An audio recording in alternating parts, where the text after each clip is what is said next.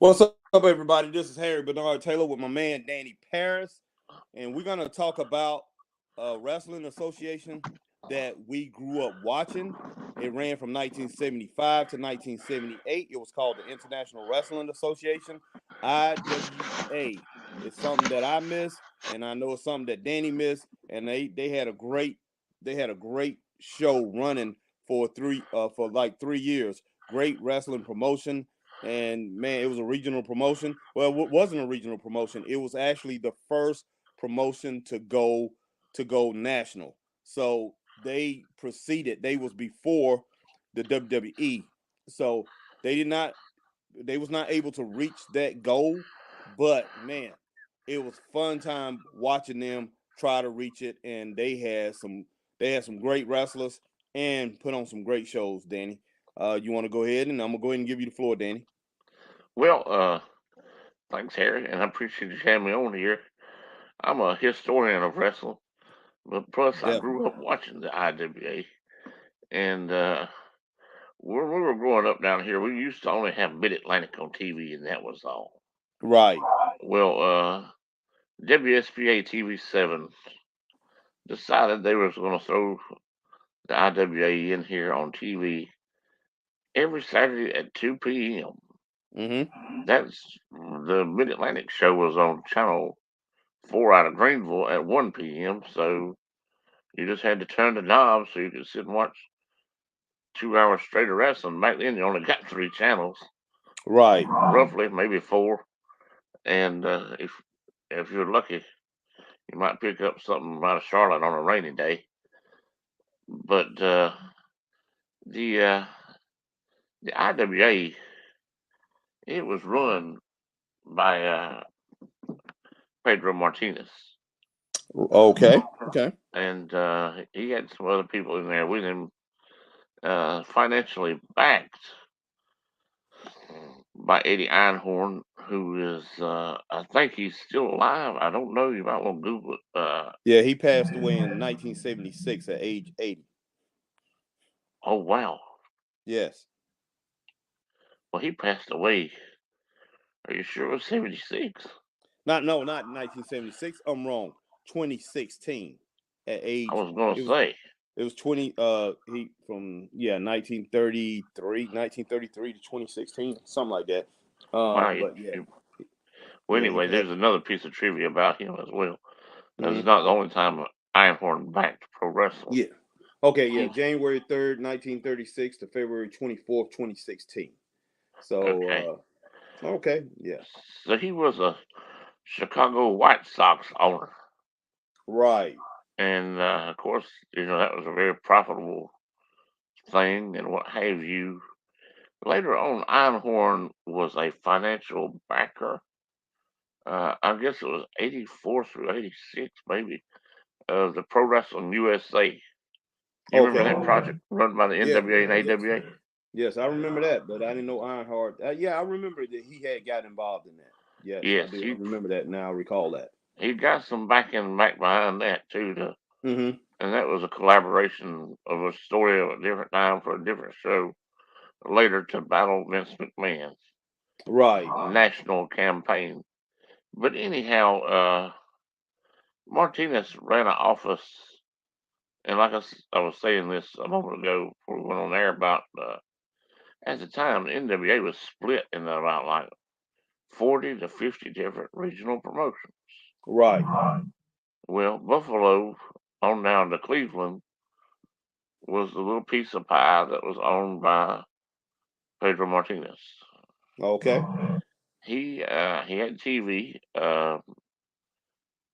He cooperated with Vince McMahon Sr. I would guess up until he became broke away, and at one point he even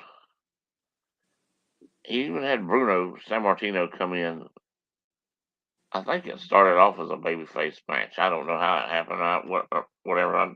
If anybody could help with that, so that'd be great. Johnny Powers challenged Bruno. In a Right. nutshell, he wound up turning heel. Okay.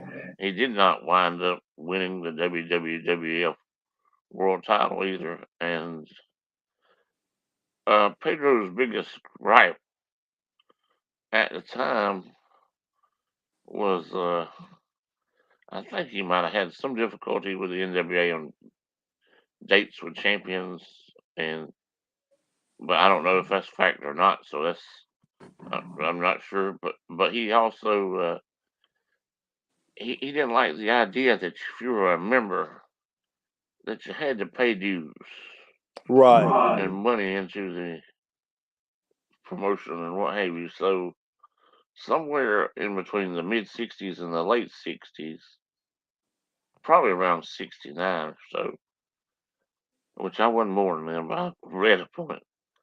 He changed the name of the Buffalo office to, and he incorporated it as well, but I'm sure it's long past. He changed the name of the office to the National Wrestling Federation. Oh, okay. Well, so he didn't have to have no NWA dues. He didn't have to have no affiliation with the WWF or any of that. And he wanted to become his own entity. Okay. And he, somewhere along the while, you could Google it. They had a thing that was called, God, what a circus this was. The Super Bowl of wrestling. What it was they held three rings. They were in a stadium, I think, at a football stadium. They had three rings, and Harry, you could watch ring one, ring two, and ring three at the same time, which had to be confusing as I don't know what. I don't see how you could get anything out of that. But they were crowning all the NWF champions, the midget champion, even that, even the ladies champion, the world champion, all these champions were being crowned. That day was the Super Bowl of wrestling. Well, it drew good, but it did not draw no massive box office like he had hoped to put a dent into the McMahons in the New York area. And at that point, the National Wrestling Federation, it was it was around, and later on, and they had I don't know how they did, but they had an affiliation later on with New Japan Pro Wrestling. I don't know how that happened, but anyhow, and strangely enough, so did Vince McMahon Sr. Um, they they were able to get tons of talent. I guess they only had a 1 hour TV show, but somehow I don't know what made them switch the name to the IWA. But that didn't happen until I would say you got it down to 75. It might have been late 74, but it was around 75. They ran nationally up and through 78, but they lingered along in the Carolinas between 78 and 79, still calling itself the IWA. That footage, I'll get into that in a moment. You can YouTube IWA, the national footage on YouTube. It's about, I've got the whole library, thank goodness. I had to go through some hoops to get that. But anyhow, the Carolina Library is owned by a man out of Morganton, North Carolina, right now, and it's on 3/4 inch tape. Wow. It needs to be converted to TV tape. He got it from a fellow that was an announcer for the IWA, a Okay. man by the name of Charlie Babb. He was the announcer for IWA when they became regional. Well, rather than destroy the tapes, he kept the 3/4 inch tapes. Wow. When he passed, his relatives just basically gave this man all kind of footage on top of footage. Trust me, I wish I was a fly on the wall to help a man convert stuff. There were other groups in this area that tried to run opposition to Jim Crockett. Right. And what that man gave to the fellow out of Morganton, I'm not going to mention his name, because I don't know if he wants people to bug him or not. He is a former wrestler, retired man, and they've got footage of other groups that tried to run opposition to Crockett that ran Yeah, television. There was at least 4 different attempts. George Becker being one to run yeah, I a group remember that. go head to head with Crockett. That didn't last long, did it? No, not too many people could go head to head with Crockett. I mean, Yeah, IWA had the best chance as far as this area, as far as our region of the country, yeah, as far as competing with NWA, because I mean, it just IWA was a spectacular. It was a spectacular promotion, man. It just I loved everything about it.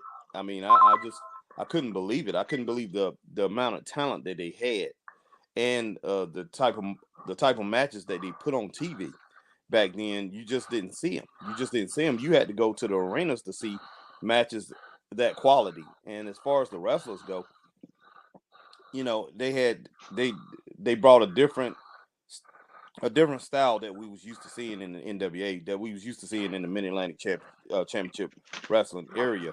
That's one thing that I loved about IWA, because Dino Bravo was just totally different. I mean, he was something different. You had Mighty Igor, you had Bulldog Briar, you had Gino Brito, you had the Mongols, you had Ernie Ladd. You just had guys, man, that I wasn't used to actually seeing.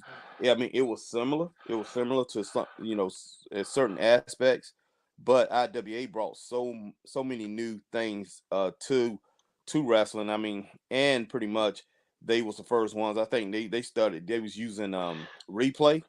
That's yeah. something that we hadn't seen. They brought replay in, and it was so colorful the way they brought in the show when it came on TV. It was instant attraction. I mean, it was entertainment. It was like an entertainment aspect that we hadn't seen in wrestling. Wrestling back then would just come on, and we sit around the TV, and I remember, I think Mid Atlantic had some music at that time, but IWA would it's like they had split screens as far as with the wrestlers. You would when it came on, I remember Dino Bravo, Gino Brito will be, they will have one part of them in a section of them, and then you see the Mongols over in a section. You see Bulldog Briar in a section. You see Tex. Who was that? Tex. Who was that McKenzie, wrestler? Who was Tex, that? Tex Slazenger. no, Tex McKenzie. Yeah, Tex McKenzie. That's it. Tex McKenzie. Uh, They would have all four of them on the screen at the same time, and they were splitting them up, and then it would go off like like the picture would go off into another one, and then they bring in, and then they show wrestling action under that. I never seen anything like that before. So I mean, I was really impressed from the get go, and you couldn't turn your eyes away from that, because at that time, man, we hadn't seen anything like that, Danny. We hadn't seen any wrestling promotion being promoted like that. And then you had Mid Atlantic, and you had other wrestling promotions out there, man. They learned from that, and they fed off that, and started adding it to their shows. One thing that they did that was ahead of their time. Two things, actually, now that you mention it: the instant replay and the camera work was ahead as far as most places. I would say they when they first hit the TVs here, back in those days, most of your promotions, trying to think of maybe one or two that did not, most of your promotions taped in TV studios. Right. Now, IWA did not. They taped in arenas. They taped in arenas all the time, Mm-hmm. except for when they went regional. They had a studio up around Charlotte, but it Right. wasn't it wasn't a small studio. It was a good couple of 300, 400 people in there. Yeah. And but anyhow, because that was a reboot to try to save it, Right. and but it didn't work. But they did that, and another thing that they did was, well, I guess all promoters were guilty of this in that time frame. very rarely, but only sometime, would Crockett allow a main event match to be shown on TV. Right. And I'm going to expose this and say I hate it, but we all know the business is wide open today. Back then, if he did have a main event match on TV, Lord, it would seem like it would end by disqualification or count out. Right. Or a 10-minute time limit draw. All the time. I wish I had a nickel for every 10-minute time limit draws we've seen. I mean, jeez. I mean, it was almost like, okay, we'll let you see this match, but we're not going to give you a winner on free TV. Oh, yeah. You know, it'd be in a 10-minute time limit draw. Unless occasionally they had a TV title tournament, which they did sometimes. And, but IWA generally, not always, generally had a main event on every week's TV show. Yes. And it was usually about 5 matches in one main event. And the guy that did their hosting was Jack Reynolds, who later on, wow, he was a host for WWF's Primetime Wrestling. Oh, yeah. Oh, yeah. Which later on went to Raw, you know, of course. But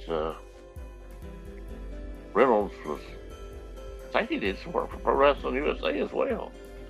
But anyhow, that's how they were ahead of the curve. Right. With that. We did not know, watching it as a fan, that these guys were in a war together, because IWA was able to go into Charlotte, and they even ran Spartanburg one time. And Jim Crockett, like, I had a duck when they did that, because he went to the Memorial Auditorium. He said, look, I've got this thing booked 52 Saturdays out of the year. Why are you letting somebody else come in here? We're the ones that's bringing you in the series of money.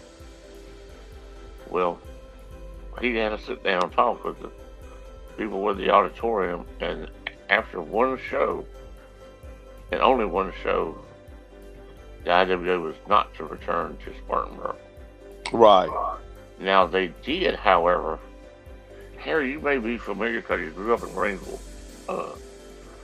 I think the IWA, when they were running over there, there was a memorial. Of course, Lord, there was a memorial auditorium that's absolutely legendary. Right. But if I'm not mistaken, the IWA would run in the middle of the week at a building over there called Textile Hall. Yeah, they ran at the Textile Hall, and Textile Hall held a pretty good bit of people. It was actually Textile Hall held like 3,400 people. Does that thing still exist? No, they tore that down. Textile Hall has been tore down since the late 90s. I think they tore that down like a couple years before they tore down the auditorium. They tore the auditorium down in 96. And I think in 94, they tore down the Textile Hall. Jeez. Yeah, Textile Hall, man, that thing was legendary, especially for basketball. That's where Furman's, not Mike Selby, but yeah, Mike Selby played basketball with me. His daddy, Frank Selby, who played with the Los Angeles Lakers, he played for Furman University, scored 100 points. You know, set the record for the highest points in a college basketball game. And that record held, man, that record held for like 60-something years until like a couple years ago. I think it was broken a few years back. Somebody scored a little bit more. But yeah, he scored 100 points in that building at the Textile Hall against, I'm not sure I think it was Presbyterian. But Presbyterian or Newberry, could have been Clemson. Yeah, I have no idea. Yeah. I do know that, jumping ahead, when they came on TV down here, I don't know how long they were on TV here before they actually started and doing live events here. But this is how they got on. How they got on without cable TV. I'm sure there was some form of cable TV, but we sure didn't have it. Didn't even know what it was. Yeah, we Uh, got it in '76, but I saw IWA. I saw IWA in '75, but I know we got it as far as my family. We did get it in 1976. My mom purchased it as soon as cable came in this area of Greenville where we was living at. We got it, I remember because I was 8 years old in '75. So when IWA started, I was 8 years old. I remember that. And man, it was so refreshing to see that. And I just couldn't believe it. I really couldn't believe it. And, at that time, I didn't really know. I really didn't know, but I had an inkling that the NWA didn't like it, that Mid-Atlantic did not like it because this was their territory. But I did not, one thing I didn't know they was running the thing locally here. oh, And yes. and if it wasn't for you, I wouldn't recall a situation. I do recall a situation where they was trying to run at Greenville Auditorium, but they was running. I do remember that they were running shows over there at the Textile Hall. And I never did go see them at the Textile Hall. Now we went to wrestling religiously, man. We went to wrestling every Monday night. We went to see the Mid-Atlantic Championship Wrestling every Monday night. When my grandmother, she loved Mid-Atlantic Championship Wrestling. My aunts and all them, she used to complain all the time about, she was hoping that they bring in some new talent and not continue to use, the same guys over and over. And when George Scott was running Mid-Atlantic, he ran those guys that ran there during that time. They had a lot of those guys had been there for several years. So she would talk about that, but I do not remember my grandma ever playing the IWA when I was over there during the summertime. I never really remember watching it. And, I would catch it at home when I watch it on the weekends or whatever, or when I was at home but every summer I was with my grandma. I was living with my grandma, and we went to wrestling every Monday night. And we went every Monday night. I would be over there to go over there Monday nights during school year too. But I don't remember ever watching an IWA program when I was there. I do remember, I think it's once or twice we turned it on the IWA, and my grandma, my aunts and uncles, they just turned it off. So it's kind of like a WWE AEW thing now, where people, if you like WWE, you don't those people usually don't like AEW, and those fans the AEW fans, they haven't really picked up no new fans. They got fans who was WWE fans, and those fans, AEW fans, they don't even watch anything WWE. But it's kind of like brand loyalty back then, that my grandma would do that. They wouldn't even pay attention to the IWA, and I don't understand. So I never really got to watch it when I was with my grandma, and so it's kind of weird there. Even though I used to want to watch it, but I was okay with it. I was okay with it because I had so much to do.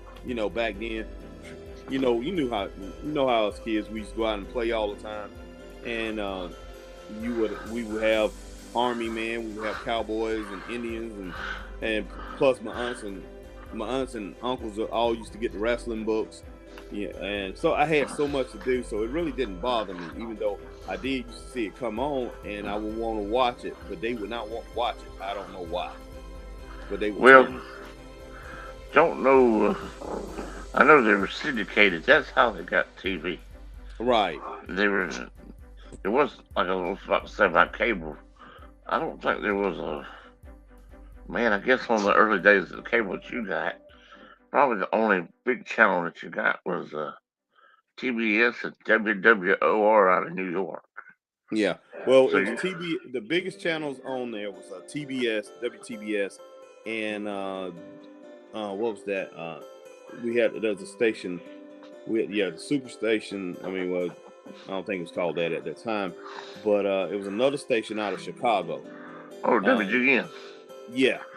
Yes, they came on, and they was because they show all the Cubs games and all that. But those was the two big stations, and you had 13. The first it was 13 channels. It was 13 channels that we had, and the name of the cable company, man, I'm trying to think of the name of the cable. Started with a T. Telecable. Yeah, telecable. Yeah, and it was 13 channels is what they offered in the Greenville area, and probably whole upstate, pretty much. But yeah, it was 13. It was 13 channels. So You guys might not have got the WWOR channel out of New York. You probably got WGN and WTBS. yeah, because there was a few. Because I know between Greenville and Spartanburg, I know some of the channels was different. Because I mean, when we moved out to Simpsonville, there were certain channels we couldn't get that we got in Greenville. But when we moved to Simpsonville, there was Charter out there. So, Charter had came into play. But syndicated TV, I don't know how to explain that. It was you take your programs and hit the stations. Yeah. And the stations get 15 minutes worth of commercial airtime in exchange for your 45 minutes of TV content. Right. So, therefore, you don't have to pay for the programming that's being aired. Right. If there's any money left over from that sponsorship, that would probably go back into your promotion. Yeah. Because that was a major, as far as syndication, man, that was major, because there was so many. If you had a great program, which the IWA was a great program, and you ran in syndication, man, you can make a lot of money from that. If I don't know how they did as far as that, because I'm pretty sure they had a lot of backlash from a lot of different regional promotions that was trying to stop them from taking over. So, I'm pretty sure that hurt them as far as their syndication. When they was in syndication, as far as them getting money and making money all the time, because we don't know the numbers. I don't know the numbers of that's one thing. You really have to dig in. You have to find somebody who's working alongside that thing. Yeah, I wouldn't know that myself. Yeah, get the ratings of what was going on, because I have heard of like the ratings out of for certain shows of how many people like the Mid-South was reaching back then with their syndication. I've heard about some Mid-Atlantic stuff about how much they was reaching in syndication. So who knows how many people IWA was reaching, because they was going up against already established shows that had been around for a long time in these regions. So who knows? Their smart tactic on that was they weren't running their program head to head with the Mid-Atlantic program at the same time. Right. They were on two different channels, two different time slots. So by design, you could catch the IWA right after Mid-Atlantic went off, because yes, I'm going to date myself. 75, I was 7 years old. So I can recall we got permission to stay in the house to watch 2 hours worth of wrestling on TV.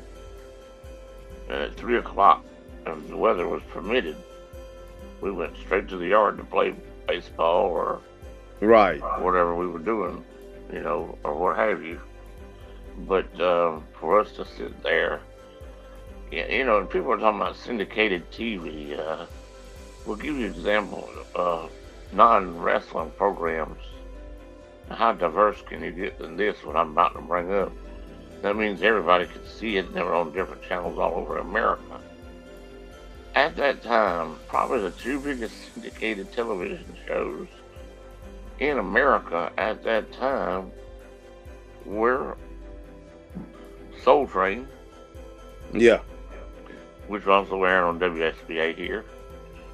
And Hee Haw on WSBA here. Yeah. So, yeah. I mean, that was I agree.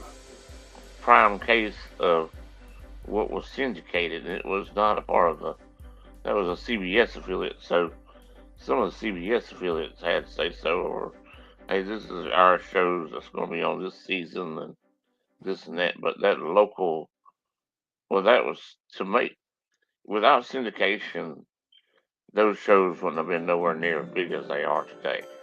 Right. I mean, and heck, you can go online and book, and people still are trying to purchase.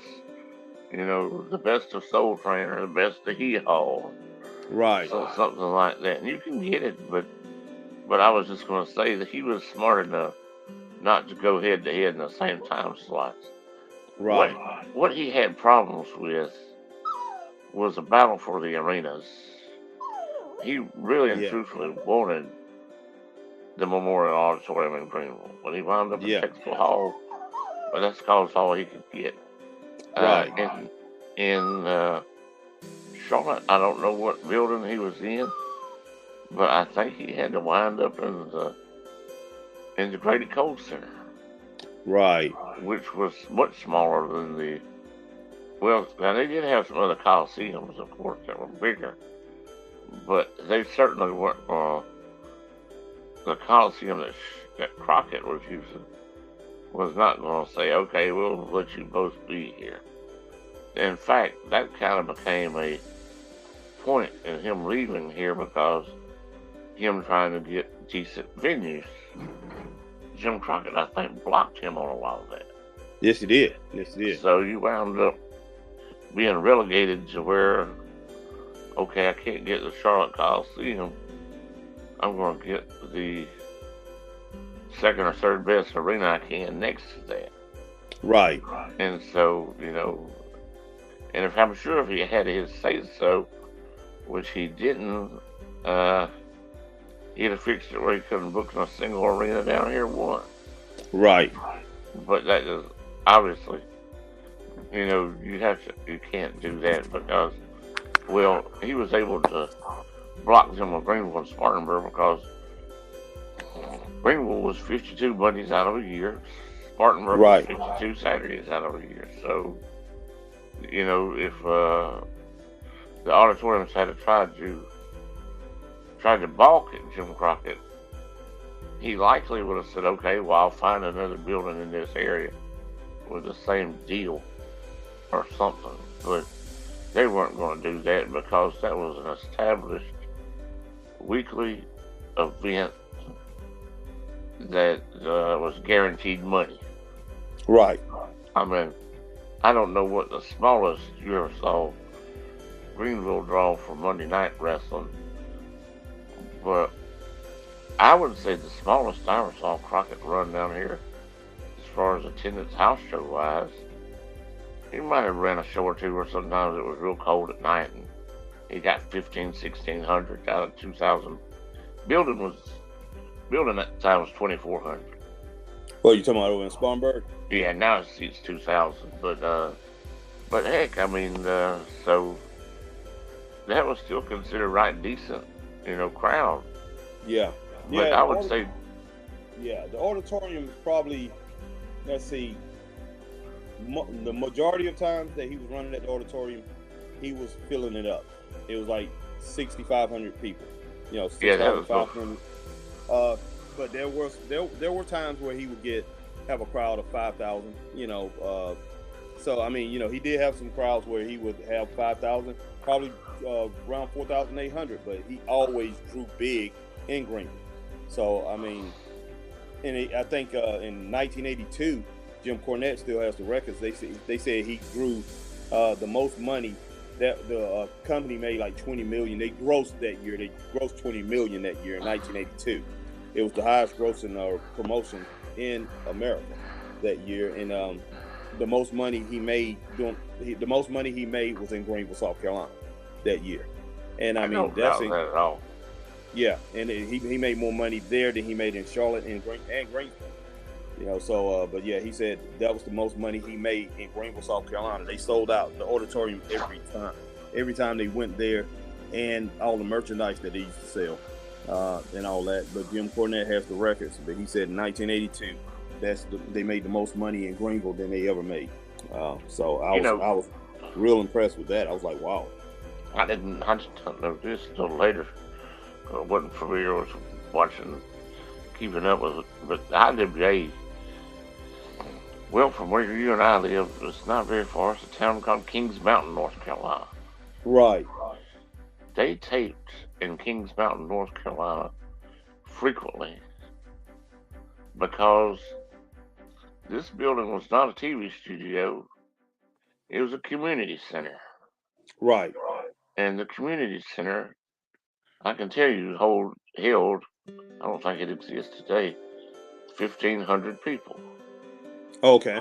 Well, I remember seeing that in the Kings Mountain Community Center. I don't know how many tapings they had in there, but a pretty good many. Well, Harry, I'm going to say this, Lord, I'm not bragging on myself, but in the 1990s, I did some shows in that Kings Mountain Community Center. Oh, okay.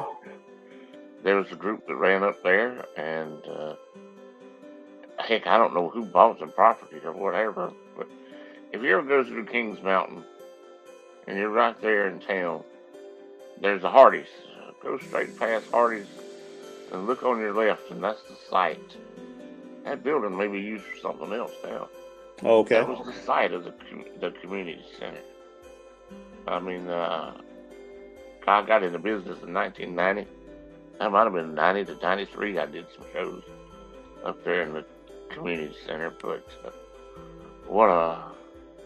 I didn't realize at the time I was in the same doggone building. Maybe somebody pointed it out, and I said, "This is where they tape TV." I mean, but now I will also say something too about something the IWA did that was really hurt us. Tex McKenzie had been here in Crockett's previously and was popular as I don't know what. Right. I remember that. So was Nelson Royal. Yeah. They were a cowboy tag team sometimes at that time. Right. Later on, IWA, they were reunited. Argentina Apollo was a big name here in the Mid-Atlantic before going into the IWA. Right. Rip Hawk was a huge name. Big time. Before he went into the IWA. And I've got a piece of trivia I'm going to tell you about, and I bet nobody can find this at all about him. I'll share it with you in just a minute. So they already had some people. We had seen some of these people already. And then you plug in the Mongols and Luis Martinez and Bravo and Eric the Red, and you just keep on going and going. And plus, another thing he sprinkled in, which I thoroughly enjoyed, but Crockett did the same thing. He would occasionally bring the midgets. Right, yeah. He would occasionally bring the girls. And a man laughed at me a while back because he thought I was making a joke, and I wasn't making a joke. I thought he was crazy. Skylo Low was a midget world champion. You remember him? Yes, definitely. Yes. Oh, man. Skylo Low was featured on the IWA quite a good bit. Yep. And somewhere or another, there is a match. I've even seen it since, and I ought to be shot for laughing so much. They had a girls' match on there. The tag went to a double DQ. Well, the following week on IWA, Jack Reynolds was standing there just as serious as he could be. I'm sorry, I'm laughing. He's standing there, he's as serious as he can be. He said, we're going to rematch that girls' match today on TV from last week that got out of hand, but the IWA has appointed a special troubleshooting referee.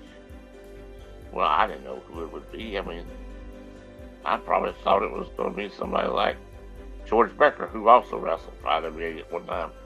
Mm-hmm. But lo and behold, who was the special referee was none other than the legendary Skylo Low. Yeah. Which I made me that. laugh the whole time the match was on. I remember that, yeah. He's a legend. I mean, I don't care what anybody says. Oh, yeah.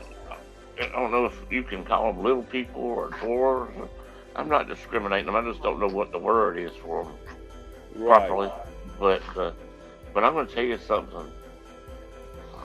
he was a pioneer for the little people and beloved. I mean, he was a heel. I mean, I almost want to crack up saying this.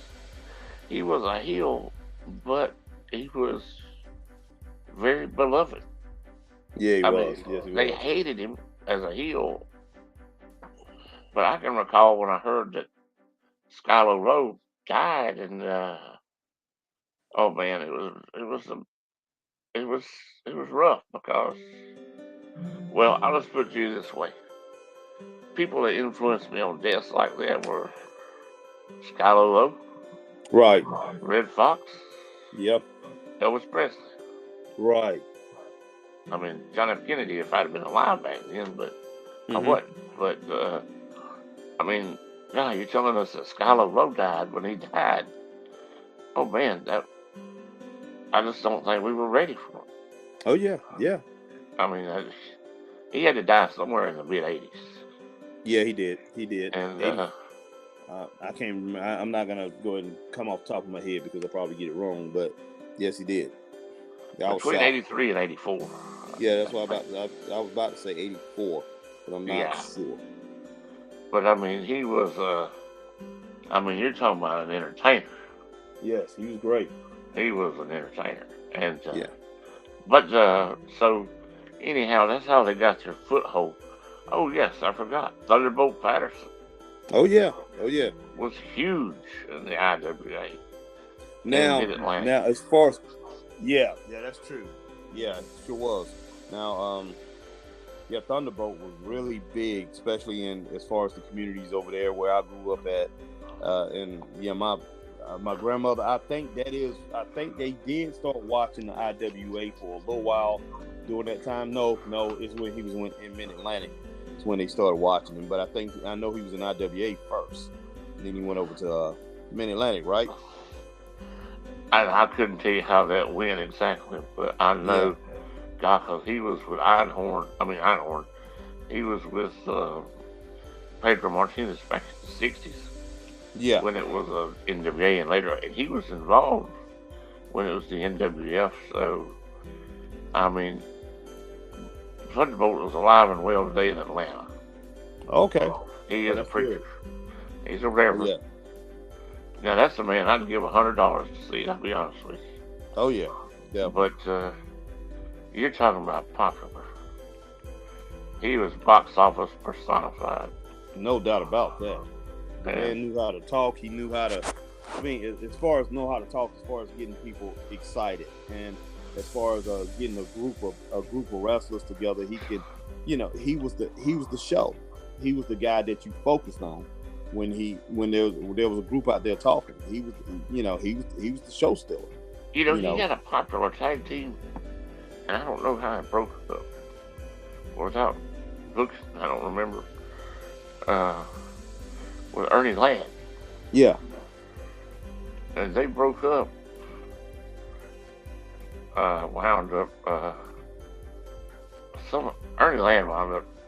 How he turned on Bob Ellis, Yeah. the On great Cowboy cowboy. Bob Ellis. Yeah. Oh yeah.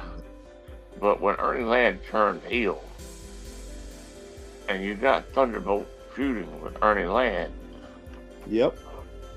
gosh, Harry, what is the size of these men back in those days? Ernie Oh. Ladd's 6'9". Yeah. Cowboy Yes. Bob Ellis was like 6'5", and Thunderbolt. Yeah. Thunderbolt probably about 6'4". Yeah, he was a big guy too. So. And wow, that's crazy. I got to tell you something funny about Bob Ellis. When the guy that later on was the referee in the syndicated IWA TV host, Charlie Babb, I mentioned him on the tapes. Charlie was the local IWA announcer between '78 and '79. Right. Well, American Pro, we hosted the TV. I don't know what year that doggone thing started, sometime in the '90s. And you'd love to sit down in a Waffle House and just listen to him tell stories about the people who were involved with the roster and the Martinezes and all this other stuff, and how they traveled. And a lot of times they would run head to head with Crockett. Like if Crockett ran Charlotte on Tuesday. Then IWA would run the same town, but in a different venue. That's how they tried to kill one another's business. But he told me something I did not know until later, and I verified it, and I just don't know why. This kind of shocks me. Cowboy Bob Ellis, pretty much down here, was always babyface. Right. Like he ever turned him heel at all. But do you know the one thing I did not know about Cowboy Bob Ellis? And I guess I've looked at tapes even then, I can't tell he's got it on. Cowboy Bob Ellis wore a toupee. Oh wow. Yeah. I had heard about that. Yeah, he Really did. couldn't tell. I didn't know. I didn't know he did that in the ring. Wow. Yes, he did, and it never came Yeah. off. Yeah, But it's funny that he was so much. God, I can't think of where all he went. I don't think he really went to WWF, did he? no, I don't remember. I know he went to a few other promotions, but as far as seeing him as a heel, I really never saw him as a heel. And if I did, I probably didn't pay attention to it. I know, as far as I used to read wrestling books, and I think he turned heel in a couple promotions. But I didn't really want to, because I always saw him as a babyface. He was a lovable babyface too, so it would have been hard for me to see him as a heel or anything like that. But yeah, he was great, man. I mean, he brought a lot of action. I was really upset when Ernie Ladd had turned on him. Man, that talk about some serious memories. But man, Danny, we're gonna go ahead and wrap this IWA session up right now because Chris and I were supposed to be doing something in probably about 15 minutes. So we supposed to be bringing somebody on the show. But I'm gonna go ahead and run this episode of IWA Wrestling.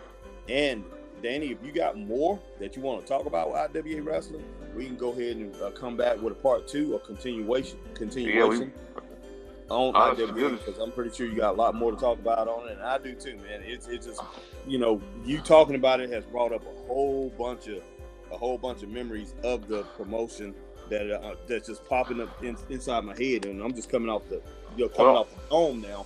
I'm just two things I'll close you with here, and yeah, we've got enough for another show, and probably a part 3 maybe. Yeah, I think so. So you remember years ago? Well, he probably still does, I guess. I don't know. You remember Tito Santana used to at the shows used to yell "Arriba"?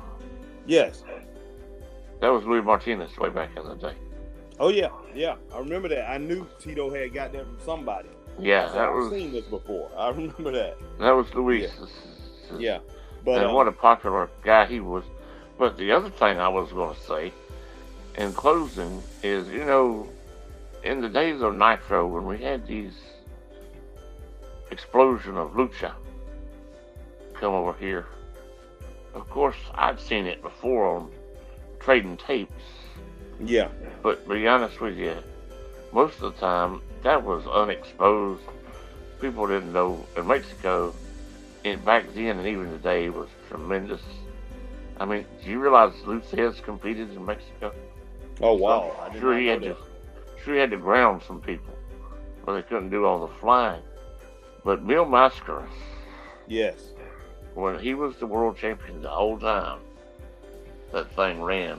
And do you know, I was going to say he was doing stuff like the drop kicks, the head monkey flips.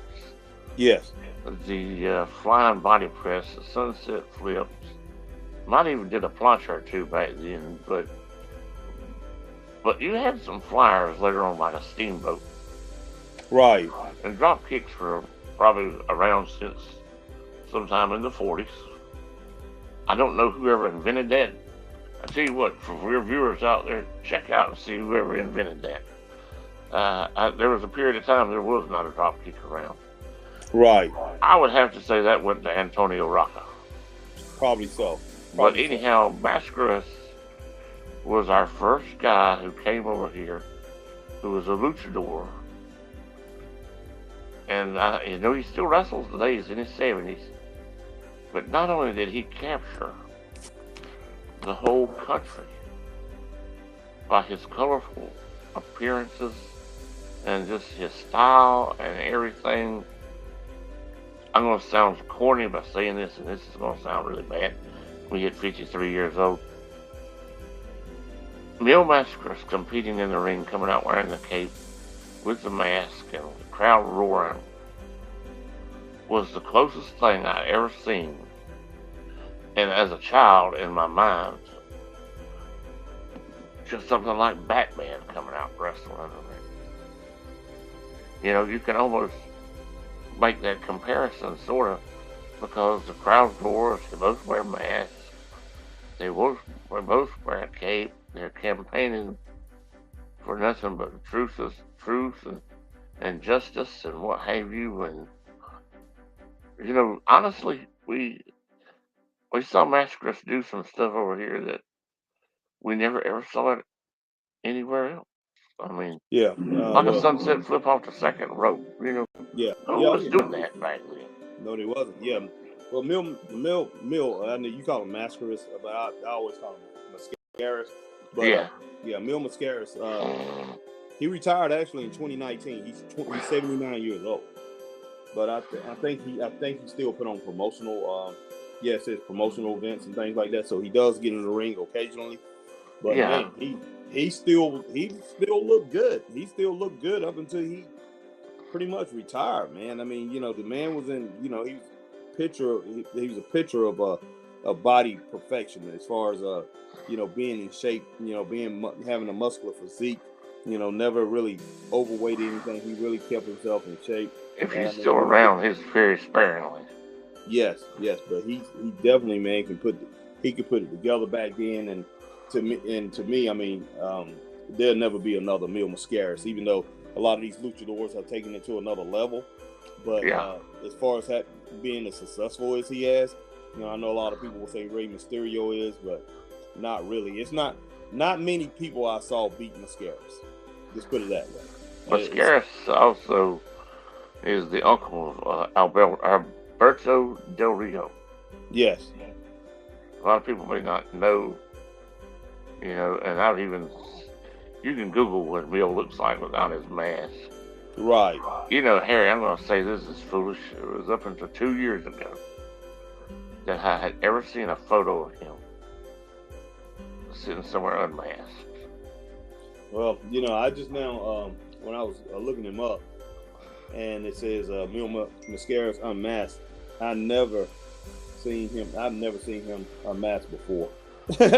No, I mean, you never would. I mean, unless it was for the internet. I mean, and like I said, up until 2 years ago, I found that photo, and I'd have never imagined just, you know, I mean, popular. I mean, I got a friend of mine. I'm going to plug this right fast. A buddy of mine lives in Greenville. You met him before, Ronnie Nunn. Ronnie collects autographs and memorabilia and all kind of stuff. If you ever want to try to get a hold of somebody that's got hard to find stuff, he might make a trade or a sale to you. Like, he's got some autographs from Clayton Moore, you know, the original Lone Ranger. Right. Now, my goodness, I mean, what would you do? I'd crawl up a wall upside down and backwards and bark like a dog to get that. Right. But to be honest with you, he's had some rare photos and even some other stuff that he went to a fan convention and gave it to Mascaras. And he said that Mil Mascaras' English was very eloquent, and that he said, man, since you brought me some of these pictures I don't have in my personal collection, he said, he gave him like a half a dozen pictures autographed for free. So, and I know that you hear different stories. I don't doubt it, because he was somewhat selfish in the ring. He was really protective about how many times he lost his matches. Right. He lost his matches to kind of, let's put it this way, he didn't lose a lot of matches. Right. But I think he did it because he didn't want just people taking advantage of him. Oh yeah. And but anybody that says that Mil Mascaras wasn't nice to the fans needs to talk to Ronnie Dunn, my buddy out of Greenville, because he said that Mil Mascaras was one of the nicest men he had ever met when it came to sitting at the autograph table. Oh yeah. And just hello to all those people who had taken hours and hours and hours. And yeah, man, I mean, we had a great time watching the IWA. Didn't really know that some of those guys. I think, Harry, if I'm not mistaken, didn't we even have the Samoans here? Yeah, we had the Samoans, but I only remember Samoans and them probably promoting Mid-Atlantic. No, I think they were with IWA, but they were simply called the Islanders. Yes, yeah, oh yeah. Yeah, and that was Alpha and Sika. I thought I had saw them before when they showed up in Mid-Atlantic, but I wasn't sure if that was the same people, same guys. No, we had a couple of other Samoans that came through Mid-Atlantic, like Coco Samoa. I guess I thought Alpha and Sika came from Mid-Atlantic. No, they came to Georgia. They were the Wild Samoans in Georgia. But in IWA, they were called the Islanders. Right. They were babyface. And Snuka, of course, Fiji Island guy. And Chief Tattoo was here. And his father, Lord, was the great Tio Tio. Mm-hmm. I don't know if you remember Tio Tio. He was an Islander who was barefooted. Yeah. Much like Raka. Right. But I mean, shoot. I mean, you just open up a flood of memories. And hey, before we go off the air, I want to say this. I know nobody can find it, and I was wondering if we can start a thread on it, because like I said, the one man has tons of footage. God, if something happens to him, I'm going to get that some sort of way to convert it myself, if I could, but I hope he does it. Because he's had some people offer to pay for it for him. The one thing they got a little trouble over, and think of the time as 78. John Powers goes in the ring on TV with Rip Hall inside of a cage. I don't know how long this match lasts. It lasted a large portion of the program, if memory serves me correctly.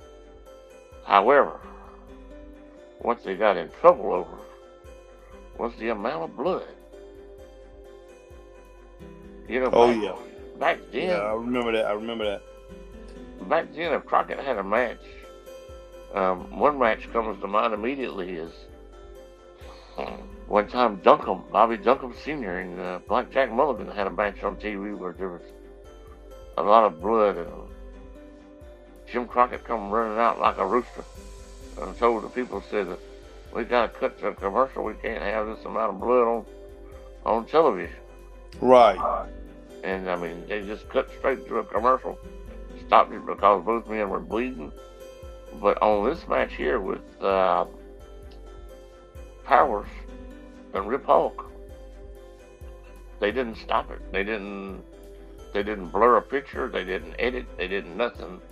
Oh yeah. And it was in a cage, and Powers did beat Rip Hulk.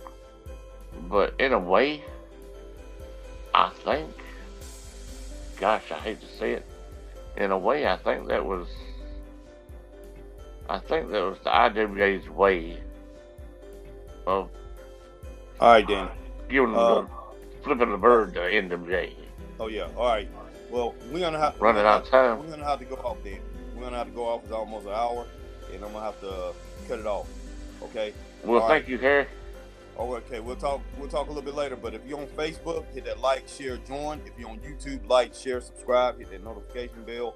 If you're on Twitter, hit like, retweet. If you're on Twitch, like, share, hit that notification bell, and subscribe. For Straight Up Wrestling Show, I'm Harry Bernard Taylor with my man Danny